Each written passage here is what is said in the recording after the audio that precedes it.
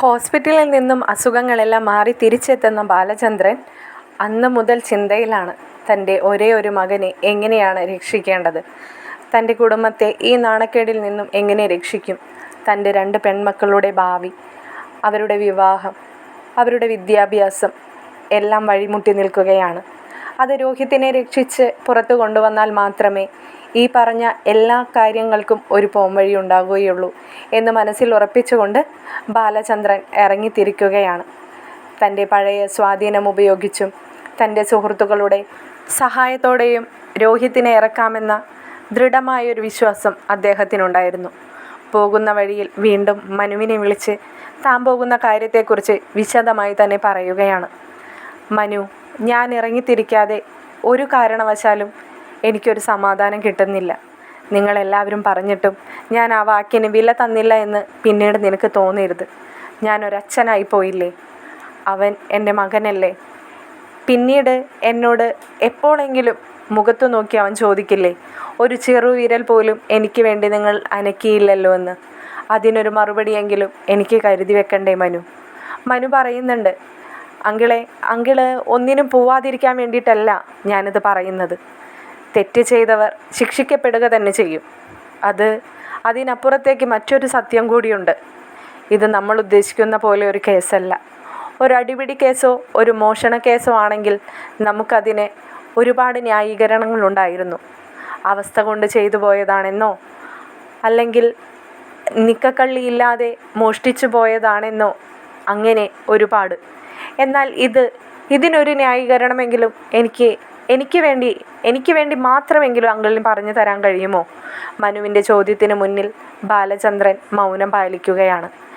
എന്നാൽ വീണ്ടും ബാലചന്ദ്രൻ പറയുന്നുണ്ട്, മനു, എല്ലാവരുടെ മുമ്പിലും ഞാനൊരു ചോദ്യചിഹ്നം മാത്രമാണ്.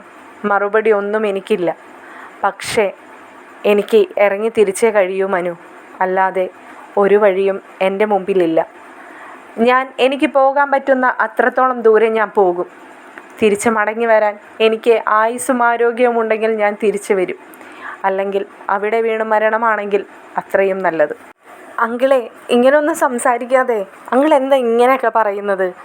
അങ്കിളിന് വേണ്ടി എത്രയോ ആളാണ് അങ്കിളിനെ കാത്തിരിക്കുന്നതും പ്രാർത്ഥിക്കുന്നതും. അങ്കിൾ അതൊന്നും ചിന്തിക്കാതെ പോകരുത്. അങ്കിളിപ്പോൾ എങ്ങോട്ടാണ് പോകുന്നത്? അതെങ്കിലും ഒന്ന് എന്നോട് പറയാമോ? മനു, ഞാൻ നേരെ പോകുന്നത് പോലീസ് സ്റ്റേഷനിലേക്കാണ്. എനിക്ക് അവനെ ഒന്ന് എൻ്റെ കൺമുമ്പിൽ കാണണം. ഞാനിന്നലെ അരുതാത്തതായൊരു സ്വപ്നം കണ്ടു മനു. നിന്നോടെങ്കിലും അത് തുറന്ന് പറയാമല്ലോ. പോലീസുകാരുടെ ഉപദ്രവം സഹിക്കവയ്യാതെ അവൻ ആ ജയിൽ മുറിയിൽ ആത്മഹത്യ ചെയ്തതായി ഞാൻ സ്വപ്നം കണ്ടു. എനിക്കത് താങ്ങാൻ കഴിയുന്നതിലപ്പുറത്താണ്. അതുകൊണ്ട് മാത്രമാണ് മനു ഞാനിന്ന് ഇറക്കി തിരിച്ചത്. അല്ലെങ്കിൽ എനിക്കിനി വയ്യ. അതുകൊണ്ടാണ്. ഒരച്ഛൻ്റെ നിസ്സഹായമായ വാക്കുകൾ കേട്ട് മനുവിന് വല്ലാത്ത വിഷമം തോന്നി. മനു, അങ്കിളിൻ്റെ മനസ്സമാധാനത്തിന് ഒന്ന് പോയി നോക്ക്. അങ്കിളിന് അങ്ങനെയെങ്കിലും ഒരല്പം മനസ്സമാധാനം കിട്ടിയാൽ അത്രേ ആയല്ലോ എന്ന് പറഞ്ഞുകൊണ്ട് മനു കോള് കട്ട് ചെയ്യുകയാണ്. ബാലചന്ദ്രൻ്റെ കോള് കട്ട് ചെയ്ത ശേഷം മനു അല്പം പോലും താമസിക്കാതെ തന്നെ അലീനയുടെ കോള് വരുന്നുണ്ട്. ബാലചന്ദ്രൻ പോയ വിവരം അറിയിക്കാനാണ് അലീന വിളിക്കുന്നതെന്ന് മനുവിന് ഉറപ്പായിരുന്നു. മനുവേട്ടാ, നമ്മളുടെ വാക്ക് എടുക്കാതെ അല്ലെങ്കിൽ ധിക്കരിച്ചുകൊണ്ട് അച്ഛൻ ഇറങ്ങി തിരിച്ചിരിക്കുകയാണ്. അച്ഛൻ ഇന്ന് തുടങ്ങി ഷോപ്പ് ഓപ്പൺ ചെയ്യാൻ അങ്കിളിനെ വിളിച്ച് പറഞ്ഞിട്ടാണ് അച്ഛൻ പോയിരിക്കുന്നത്. ഗോവർദ്ധൻ അങ്കിളിനും ഷോപ്പ് തുറക്കുമ്പോൾ എങ്ങനെയായിരിക്കുമെന്ന പേടിയൊക്കെ ഉണ്ടായിരുന്നു. എങ്കിലും ഷോപ്പ് തുറന്നിട്ട് വേറെ പ്രശ്നങ്ങളൊന്നുമില്ലെന്ന് ഉറപ്പ് വരുത്തിയതിന് ശേഷമാണ് അച്ഛൻ ഇവിടെ നിന്ന് ഇറങ്ങിയത്. എന്നാൽ എനിക്കാകെ പേടിയാവുന്നു മനുവേട്ടാ. അച്ഛൻ പോലീസ് സ്റ്റേഷനിലേക്കാണ് പോകുന്നതെന്ന് പറഞ്ഞിരുന്നു. പോലീസ് അവരിനി അച്ഛനെ എന്തെങ്കിലും ഉപദ്രവിക്കുമോ? എന്തിന്? അങ്കിള് പറഞ്ഞിട്ടാണോ അവരിതിനെല്ലാം ഇറങ്ങി തിരിച്ചത്? പിന്നെ അങ്കിളിനെ ഉപദ്രവിക്കാൻ? നീ എന്താ അലീന, ഇത്രയും ബുദ്ധിയും വിവരവുമുള്ള നീ തന്നെയാണോ ഈ സംസാരിക്കുന്നത്? മനുവേട്ടാ, എനിക്കാകെ പേടി തോന്നുന്നു. നീ പേടിക്കാതിരിക്കേ. അങ്കിളിൻ്റെ മനസ്സമാധാനം എത്ര വന്നാലും അവൻ്റെ അച്ഛനല്ലേ, നമ്മൾ അതുകൂടി കണക്കിലെടുക്കണമല്ലോ. എന്തായാലും അങ്കിള് പോയിട്ട് വരട്ടെ അലീന, നീ ഒന്ന് സമാധാനമായിട്ടിരിക്കേ എന്ന് പറഞ്ഞുകൊണ്ട് മനു അലീനയുടെ കോള് കട്ട് ചെയ്യുന്നുണ്ട്. ഇതേ സമയം ബാലചന്ദ്രൻ പോലീസ് സ്റ്റേഷനിലേക്ക് കയറി ചെല്ലുകയാണ്. ബാലചന്ദ്രനെ കണ്ടപാടെ പുറത്തു നിന്നിരുന്ന പാറാവുകാർക്ക് പോലും ബാലചന്ദ്രനെ കണ്ടതും ഒരു പുച്ഛഭാവമായിരുന്നു. ഒരു പ്രതിയുടെ അല്ലെങ്കിൽ ഒരു പീഡനവീരൻ്റെ അച്ഛനാണ് എന്നൊരു പുച്ഛം. ബാലചന്ദ്രൻ ആ തല കുമ്പിട്ടുകൊണ്ട് തന്നെ അകത്തേക്ക് കയറി. ബാലചന്ദ്രൻ നേരെ കയറി ചെല്ലുന്നത് SIയുടെ ഓഫീസ് റൂമിലേക്കാണ്. SI ബാലചന്ദ്രനെ കണ്ടതും, "ഓ, താങ്കൾ ഇറങ്ങിയോ? അന്ന് കയറി ഒളിച്ചതല്ലേ ഹോസ്പിറ്റലിൽ? ഇപ്പോൾ പുറത്തേക്ക് ഇറങ്ങി അല്ലേ? ഇനിയും അധികകാലം അവിടെ കിടക്കാൻ പറ്റില്ല അല്ലേ ബാലചന്ദ്ര?" പരിഹസിക്കുകയാണോ സാറേ? അല്ല, സത്യാവസ്ഥ പറഞ്ഞു എന്ന് മാത്രം. കുഴപ്പമില്ല, സാറിന് ഇങ്ങനെ ഒരവസ്ഥ വരാതിരിക്കട്ടെ എന്ന് പറഞ്ഞുകൊണ്ട് ബാലചന്ദ്രൻ അവിടെ നിൽക്കെ SI കസേര കാണിച്ചുകൊണ്ട് എന്തായാലും ഇരിക്കൂ എന്ന് പറഞ്ഞു. ബാലചന്ദ്രൻ അവിടെ ഇരുന്നു. ബാലചന്ദ്രൻ ചോദിച്ചു, "നിങ്ങൾക്ക് ഉറപ്പുണ്ടോ ഈ 4 പേരും തെറ്റുകാരാണെന്ന്?" "ഉറപ്പുണ്ടോ എന്നോ? നിങ്ങൾ ഞങ്ങളെ പരിഹസിക്കുകയാണോ സാർ? അവർ 4 പേരും കുറ്റക്കാരാണെന്ന് ആ പെൺകുട്ടി മൊഴി നൽകിയതല്ലേ, പിന്നെ അതിൽ പരം എന്ത് വേണം? ആ 4 പേരുമുണ്ടെന്ന് ഉറപ്പുണ്ടോ?" "ഉറപ്പുണ്ട് മിസ്റ്റർ. അത് കോടതിയിൽ ഉടനെ തന്നെ തെളിയുകയും ചെയ്യും. നിങ്ങളൊന്ന് ഇത്രയും ദിവസം ഒളിത്താവളത്തിലായിരുന്നല്ലോ, അവിടെ തന്നെ ഇരുന്ന് കഥ മുഴുവൻ കണ്ടിട്ട് പുറത്തിറങ്ങിയാൽ മതിയായിരുന്നല്ലോ." "അതെങ്ങനെയാ സാർ? ഞാൻ അവൻ്റെ അച്ഛനായി പോയില്ലേ, അവൻ എൻ്റെ മകനും. അപ്പോൾ അധിക ദിവസം എനിക്കങ്ങനെ കിടക്കാൻ കഴിയില്ലല്ലോ. എനിക്ക് അവനെ ഒന്ന് കാണാൻ കഴിയുമോ സാർ? ഞാൻ അന്ന് കണ്ടതാണ് അവനെ." "ഓ, കാണാലോ. വേറെ മാറ്റങ്ങളൊന്നും സംഭവിച്ചിട്ടില്ല. വീട്ടിലെ കൊഴുപ്പുള്ള ഭക്ഷണം കഴിച്ച് ഒരു ചീർപ്പുണ്ടായിരുന്നു, അതൊന്നുടഞ്ഞിട്ടുണ്ട്, അത്രമാത്രം. അതിനപ്പുറത്തേക്ക് വേറെ ഒന്നും സംഭവിച്ചിട്ടില്ല." "സമാധാനപ്പെട്ടോളൂ ബാലചന്ദ്രൻ." SIയുടെ പരിഹാസം നിറഞ്ഞ വാക്കുകൾ കേട്ട് ബാലചന്ദ്രന് മനോവിഷമം തോന്നി. എങ്കിലും ബാലചന്ദ്രൻ സ്വയം സമാധാനിച്ചു. പീഡനത്തിൽ പ്രതിയായ ഒരു മകൻ്റെ അച്ഛന് ഇതിൽ കൂടുതൽ മാന്യതയൊന്നും എവിടെ നിന്നും പ്രതീക്ഷിക്കണ്ടല്ലോ. ലോക്കപ്പിന് അരികിലേക്ക് ബാലചന്ദ്രൻ നടന്നെടുത്തു. 4 ആളും ഒരേ ലോക്കപ്പിൽ തന്നെ 4 ദിക്കിലായി തല താഴ്ത്തിയിരിക്കുകയാണ്. ആരോ വന്നു നിന്നു എന്ന് മനസ്സിലാക്കിയവർ അവർ 4 ആളും അവിടെ നിന്ന് എഴുന്നേറ്റു. 4 പേരെയും മാറി മാറി ബാലചന്ദ്രൻ നോക്കി. രോഹിത്ത് കരഞ്ഞു തളർന്ന് വാടിയിരിക്കുകയാണ്. മറ്റു മൂവർക്കും മനസ്സിൽ വിഷമമുണ്ട്, മുഖത്തും ഒരു നിരാശയുണ്ട്. എന്നിരുന്നാലും ഒരു ധൈര്യം അവരുടെ മുഖത്തുള്ള പോലെ. എന്നാൽ രോഹിത്തിൽ അത് കണ്ടില്ല. താൻ ഇന്നലെ കണ്ട സ്വപ്നത്തിലെ ആ രോഹിത്തിൻ്റെ മുഖം ബാലചന്ദ്രൻ്റെ മനസ്സിലേക്ക് തെളിഞ്ഞു. ബാലചന്ദ്രൻ കൈ കാണിച്ച് രോഹിത്തിനെ അടുത്തേക്ക് വിളിച്ചു. രോഹിത്ത് ഒന്ന് മടിച്ചെങ്കിലും പതിയെ നടന്ന് സെല്ലിലെ ജയിൽ കമ്പികളിൽ പിടിച്ചു നിന്നു. ബാലചന്ദ്രൻ ചോദിച്ചു, "എന്ത് കുറവായിരുന്നു ഞാൻ വരുത്തിയത്? പഠിക്കാൻ കോളേജിലേക്ക് അയച്ചു, പഠിക്കാൻ പോയില്ല. മറ്റെന്തൊക്കെയോ പഠിക്കാനായി കൂട്ടുകെട്ടുകൂടി. ഇപ്പോൾ ഇവിടെ വരെ എത്തി അല്ലേ? ഒരിക്കലെങ്കിലും ഞാൻ ചോദിച്ചോട്ടെ, എൻ്റെ ഒരു മനസമാധാനത്തിന്, ഇതിൽ നീ പെട്ടിട്ടുണ്ടോ?" സെല്ലിലെ കമ്പികളിൽ പിടിച്ചു നിൽക്കുന്ന തൻ്റെ അച്ഛൻ്റെ കൈകളിലേക്ക് അവനൊന്ന് അമർത്തി കൈ പിടിച്ചു. കുറച്ച് സമയം നിശബ്ദമായി നിന്ന് കരഞ്ഞു. അച്ഛൻ്റെ മുഖത്തേക്ക് നോക്കാൻ കഴിയാതെ വീണ്ടും അച്ഛൻ ചോദിച്ചു, "എൻ്റെ ഒരു സമാധാനത്തിനെങ്കിലും പറയണം. ചെയ്തിട്ടുണ്ടെങ്കിൽ ഉണ്ട് എന്ന്, ഇല്ലെങ്കിൽ ഇല്ല എന്ന്." രോഹിത്ത് പതിയെ തല ഉയർത്തി ആ മുഖത്തേക്ക് നോക്കി. മുഖത്ത് നോക്കി രോഹിത്ത് പറഞ്ഞു, ഞാൻ ഉണ്ടായിരുന്നു. പക്ഷേ ഞാൻ ആ പെൺകുട്ടിയെ തൊട്ടിട്ടില്ല. ഇത് സത്യമാണ് എന്ന് പറഞ്ഞുകൊണ്ട് രോഹിത്ത് കരഞ്ഞുകൊണ്ട് തളർന്ന് അവിടെ തന്നെ ഇരുന്നു. ബാലചന്ദ്രൻ മറ്റു മൂവരുടെയും മുഖത്തേക്ക് നോക്കി. "ഇവൻ പറഞ്ഞത് സത്യമാണോ?" എന്ന് ചോദിച്ചു. മൂവരും ഒന്നും മിണ്ടാതെ അങ്ങോട്ടും ഇങ്ങോട്ടും തിരിഞ്ഞു നിന്നു. ബാലചന്ദ്രൻ ഒന്നുകൂടി ഇപ്പുറത്തെ സൈഡിലേക്ക് നടന്നുകൊണ്ട് ഹരിയുടെ അഭിമുഖമായി വന്നു നിന്നു. ഹരിയോട് ഒന്നുകൂടി ചോദിച്ചു, "ഹരി, നീ ഇതിൽ 1-ാം പ്രതിയായിരിക്കുമെന്ന് മറ്റാരും പറയാതെ തന്നെ എനിക്കറിയാം. മറ്റ് 2 പേരെയും എനിക്കറിയില്ല. എനിക്കറിയേണ്ടത് ഇവനുണ്ടായിരുന്നോ എന്ന് മാത്രമാണ്. എന്നോട് സത്യം മാത്രം പറയണം." ബാലചന്ദ്രൻ്റെ ചോദ്യം മുഴുവിപ്പിക്കുന്നതിന് മുമ്പേ തന്നെ ഒരു കോൺസ്റ്റബിൾ വന്നിട്ട് ബാലചന്ദ്രനോട് പുറത്തേക്ക് ഇറങ്ങിപ്പോകാൻ പറഞ്ഞു. "ഇവിടെ ചോദ്യവും ഉത്തരവുമൊക്കെ ഞങ്ങളാണ് മിസ്റ്റർ. നിങ്ങളോട് ആരാണ് ഇവിടെ കയറി ചോദ്യം ചെയ്യാൻ പറഞ്ഞത് എന്ന് പറഞ്ഞുകൊണ്ട് ബാലചന്ദ്രനെ അവർ പുറത്താക്കി. പക്ഷേ രോഹിത്തിൻ്റെ വായിൽ നിന്നും കേട്ട ആ ഒരു മറുപടി മാത്രം മതിയായിരുന്നു ബാലചന്ദ്രന് സ്വയം മനസമാധാനിക്കാൻ. അവൻ കൂട്ടുനിന്നിട്ടുണ്ടാകാം, പക്ഷേ അവൻ ആ പെൺകുട്ടിയെ തൊട്ടിട്ടില്ല. എല്ലാം തെറ്റാണ്. ഒരു പെൺകുട്ടിയെ ചതിക്കാൻ കൂട്ടുനിൽക്കുന്നതും അവളെ ചതിക്കുന്നതും എല്ലാം തുല്യം തന്നെയാണ്. എന്നിരുന്നാലും അവനത് ചെയ്തിട്ടില്ല എന്ന് പറഞ്ഞപ്പോൾ തന്നിലുണ്ടായ ഒരു മനസ്സമാധാനം അത് വളരെ വലുതായിരുന്നു. ആ വാക്കിൻ്റെ ഉറപ്പിൽ തന്നെയാണ് ബാലചന്ദ്രൻ തൻ്റെ സ്വാധീനങ്ങൾ ഉപയോഗിച്ച് അവനെ പുറത്തിറക്കാൻ വീണ്ടും ഇറങ്ങിത്തിരിക്കുന്നത്. എന്നാൽ ബാലചന്ദ്രൻ ചെന്നു മുട്ടിയ വാതിലുകളെല്ലാം തനിക്ക് മുമ്പിൽ അടയുകയാണ് ചെയ്തത്. എന്നാൽ ബാലചന്ദ്രൻ്റെ സുഹൃത്തായ ഒരു സുധീഷ് കുമാർ പാർട്ടി പ്രവർത്തകനാണ്. അദ്ദേഹം മാത്രമാണ് ബാലചന്ദ്രനോട് പറഞ്ഞത്, ബാലചന്ദ്രൻ, എനിക്ക് നേരിട്ട് ഇതിലിടപെടാൻ കഴിയില്ല. കാരണം അടുത്ത ഇലക്ഷനിൽ MLA സ്ഥാനത്തേക്ക് മത്സരിക്കാനിരിക്കുകയാണ് ഞാൻ. ആകെ ഇതിൽ നിന്നും ബാലചന്ദ്രനും മകനും ഊരിപ്പോകാൻ കഴിയുന്നത് ഒരേ ഒരാളുടെ മൊഴിയാണ്, ആ പെൺകുട്ടിയുടെ. ആ പെൺകുട്ടി തന്നെ പറയണം. അവൾക്കറിയാമല്ലോ അവർ 4 ആളിൽ 3 ആൾ മാത്രമാണ് അവളെ ഉപദ്രവിച്ചിട്ടുള്ളതെന്ന്. ഇതിൽ പോലീസിൻ്റെയും കളിയുണ്ടായിട്ടുണ്ടാകും. കാരണം അവൾ 3 ആളെന്ന് പറഞ്ഞത് 4 ആളെ എന്ന് അവർക്ക് എഴുതി ചേർക്കാൻ അധികം സമയമൊന്നും വേണ്ടല്ലോ. ഒരു വിരൽ തുമ്പിലിരിക്കുന്ന ആ പേനയുടെ മഷി മാത്രം മതി. ബാലചന്ദ്രൻ ഇനി ശ്രമിക്കേണ്ടത് അവിടെയാണ്.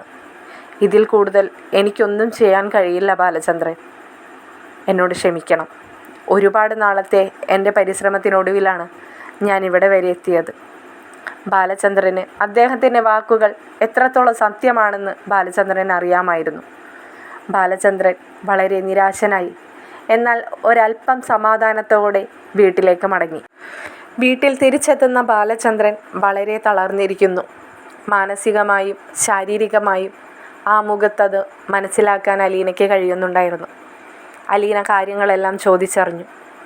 അച്ഛൻ്റെ കൂട്ടുകാരൻ പറഞ്ഞ വാക്കുകൾ അലീനയുടെ മനസ്സിലേക്ക് തറഞ്ഞു കയറി. തനിക്ക് ഈ ലോകത്ത് മറ്റെന്തിനേക്കാളും വലുത് തൻ്റെ അച്ഛനാണ്.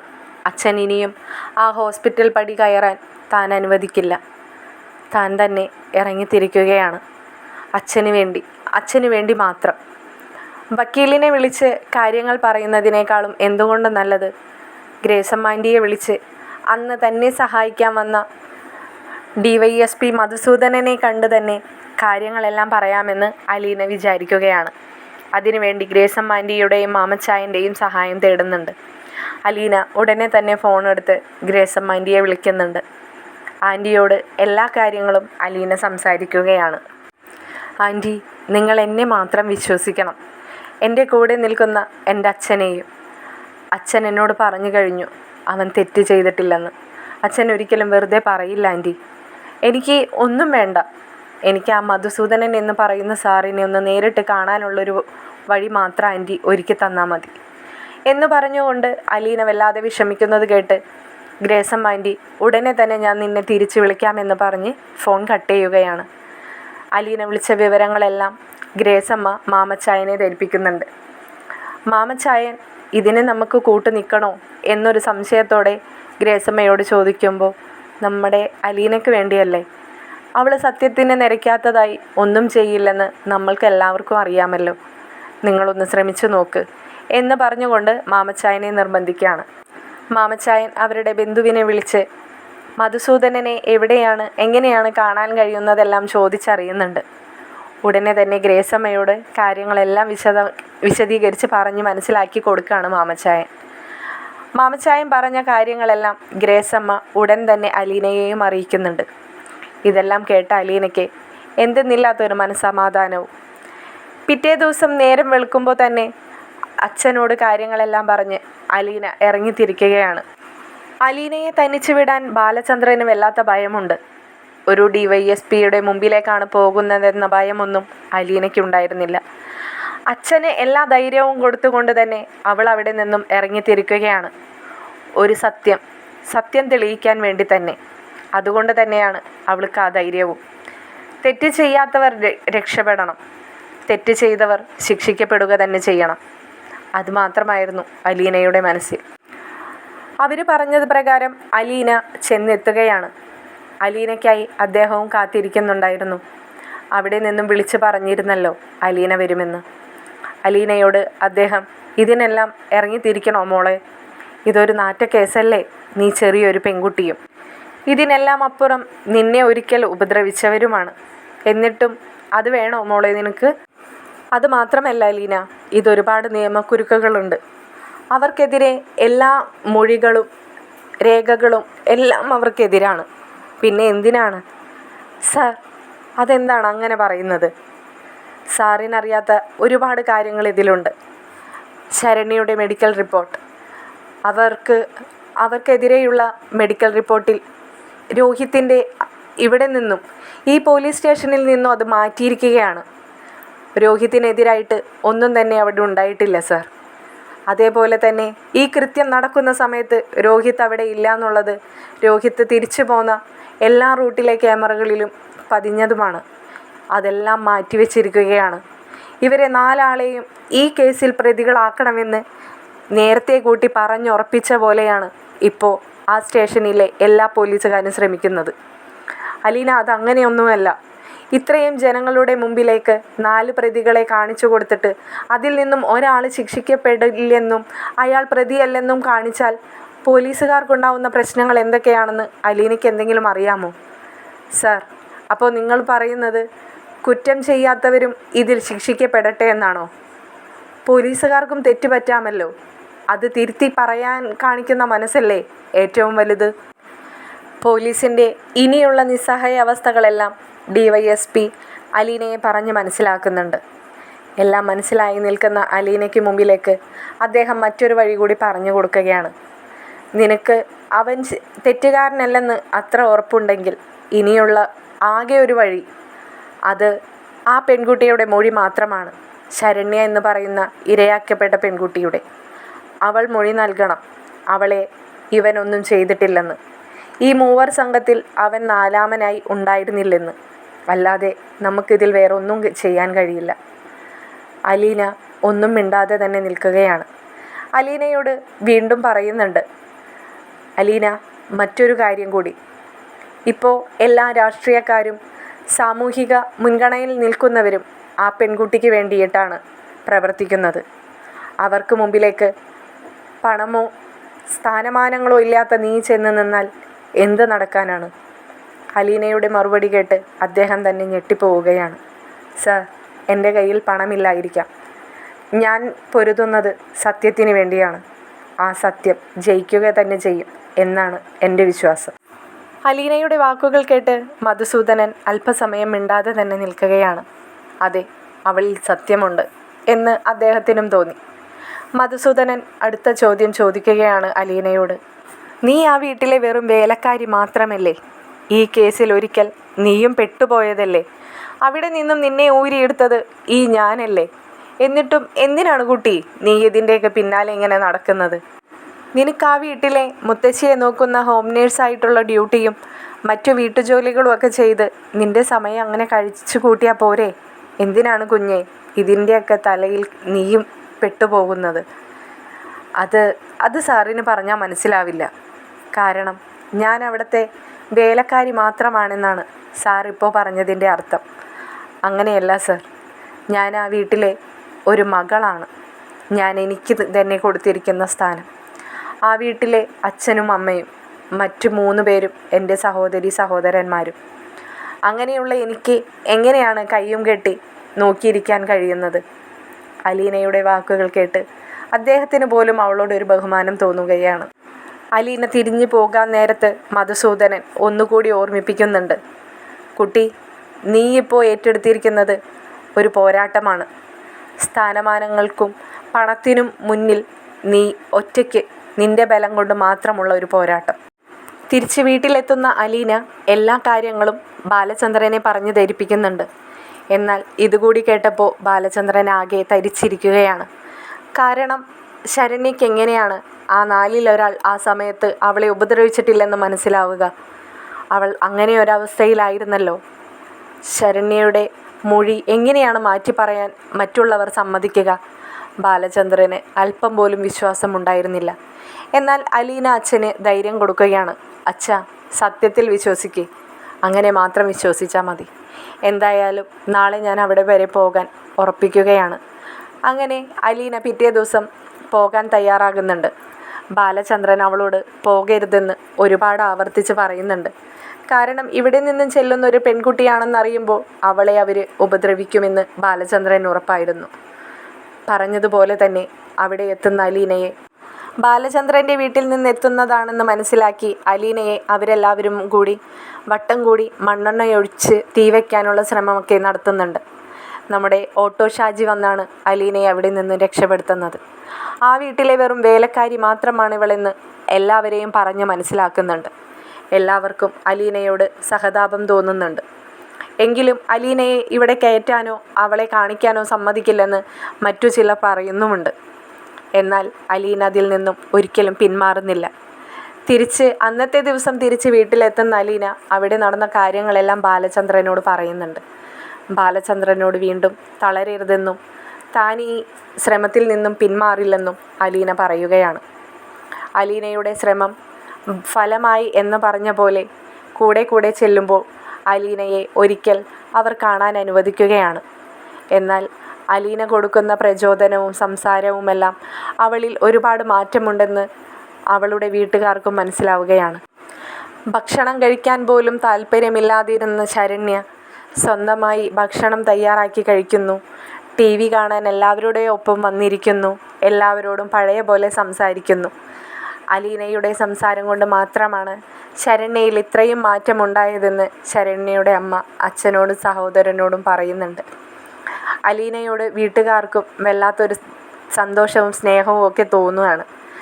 പിന്നെ അലീനയെ വിളിച്ചു വരുത്താൻ തുടങ്ങി വീട്ടുകാർ. ശരണ്യയോട് സംസാരിക്കാനും ശരണ്യയോട് കൂട്ടുകൂടാനുമായി. അങ്ങനെ ദിവസങ്ങൾ കടന്നു പോകെ അലീന ശരണ്യയോട് കാര്യങ്ങളെല്ലാം ചോദിച്ചറിയുന്നുണ്ട്. ശരണ്യയോട് അലീന ചോദിക്കുന്നുണ്ട്, അന്നവിടെ എത്ര പേരെയാണ് മോൾ കണ്ടതെന്ന്. അതെ, അന്ന് ശരണ്യ അവിടെ രോഹിത്തിനെ കണ്ടിരുന്നില്ലല്ലോ. ശരണ്യ അതേപോലെ തന്നെ അലീനയോട് പറയുന്നുണ്ട്, മോളെ നീ വിഷമിക്കാൻ വേണ്ടി പറയല്ല, എങ്കിലും ഇതിൽ പ്രതിയാവാത്ത ഒരാൾ കൂടി പെട്ടിട്ടുണ്ട്. ഞാൻ ജോലി ചെയ്യുന്ന ആ വീട്ടിലെ പയ്യൻ രോഹിത്ത്. എനിക്കറിയാം ചേച്ചി, ഞാനത് കണ്ടിരുന്നു. പക്ഷേ എന്നോട് അതിലൊന്നും ഇനി ഇടപെടരുതെന്നാണ് മറ്റുള്ളവർ പറഞ്ഞിരിക്കുന്നത്. ഇടപെടണമെന്ന് ഞാനും പറയുന്നില്ല മോളെ. പക്ഷേ നിനക്കൊരു നീതി കിട്ടുമ്പോൾ മറ്റൊരാൾക്ക് നീതി നിഷേധിക്കപ്പെടരുതല്ലോ. അതുമാത്രം മോൾ ചിന്തിച്ചാൽ മതി. നീ വക്കീലിനോട് പറഞ്ഞാൽ മതി മറ്റു മൂവർക്കൊപ്പം ഇങ്ങനെ ഒരാളുണ്ടായിരുന്നില്ലെന്ന്. അലീനയുടെ വാക്കുകൾ കേട്ട് ശരണ്യയ്ക്കും തോന്നുന്നുണ്ട്, ശരിയാണല്ലോ ചേച്ചി പറയുന്നത്. എനിക്ക് നീതി കിട്ടുമ്പോൾ മറ്റൊരു ചെറുപ്പക്കാരന് അവിടെ നീതി നിഷേധിക്കപ്പെടാൻ പാടില്ല. അലീന കൊടുക്കുന്ന ധൈര്യവും ആത്മവിശ്വാസവുമാണ് ശരണ്യയെ കോടതി മുറിയിൽ മൊഴി മാറ്റി പറയാൻ പ്രചോദനമാകുന്നത്. അങ്ങനെ ആ സന്തോഷ ദിവസം വന്നെത്തുകയാണ്. ശരണ്യയുടെ മൊഴിയിൽ രോഹിത്തിനെ മാത്രം കോടതി വെറുതെ വിടുകയാണ്. വെറുപ്പിനെയും വിദ്വേഷത്തിനെയും മറികടന്ന് രോഹിത്തിന് അലീനയോട് തോന്നുന്ന സിമ്പതി, അലീനയുടെ ഒരാളുടെ പ്രചോദനമാണ് താൻ ഇന്നിവിടെ പുറത്തിറങ്ങി നിൽക്കാനുണ്ടായ കാരണമെന്ന് ബാലചന്ദ്രൻ രോഹിത്തിനെ പറഞ്ഞ് മനസ്സിലാക്കുകയാണ്. തകർന്നു പോകാനിരുന്ന ഒരു കുടുംബത്തെയും രോഹിത്തിൻ്റെ നല്ലൊരു ഭാവിയും തിരിച്ചു പിടിച്ച അലീനയോട് ദേഷ്യവും വിദ്വേഷവും മറികടന്നുകൊണ്ട് അവിടെ സ്നേഹം തുടങ്ങുകയാണ്. രോഹിത്ത് അലീനയോട് വന്ന് മാപ്പ് പറയുന്നുണ്ട്. താൻ ചെയ്തു പോയ തെറ്റുകൾക്കും അലീന പറഞ്ഞ വാക്കുകൾ നിഷേധിച്ചതിനുമുള്ള എല്ലാ ശിക്ഷയും തനിക്ക് കിട്ടിക്കഴിഞ്ഞിരിക്കുന്നു. ഇനി ഒരിക്കലും താൻ ആ പാതയിലൂടെ പിന്തുടരില്ലെന്നും മറ്റുള്ളവർ പറയുന്നതനുസരിച്ച് നല്ലൊരു മകനായി ജീവിക്കുമെന്നും അലീനയ്ക്ക് ആ കോടതി വരാന്തയിൽ വെച്ച് തന്നെ രോഹിത്ത് വാക്കുകൊടുക്കുകയാണ്. ഇത് കണ്ടു നിൽക്കുന്ന ബാലചന്ദ്രന് അലീനയെക്കുറിച്ചോർത്ത് വല്ലാത്തൊരു അഭിമാനവും തോന്നുന്നുണ്ട്. തനിക്ക് പിറക്കാതെ പോയ മകൾ തനിക്ക് മാത്രമല്ല തൻ്റെ കുടുംബത്തിനും എന്നും ഇവളൊരു ഊന്നുവടിയായിരിക്കുമെന്ന് ബാലചന്ദ്രൻ മനസ്സാൽ കുറിച്ചിടുകയാണ്.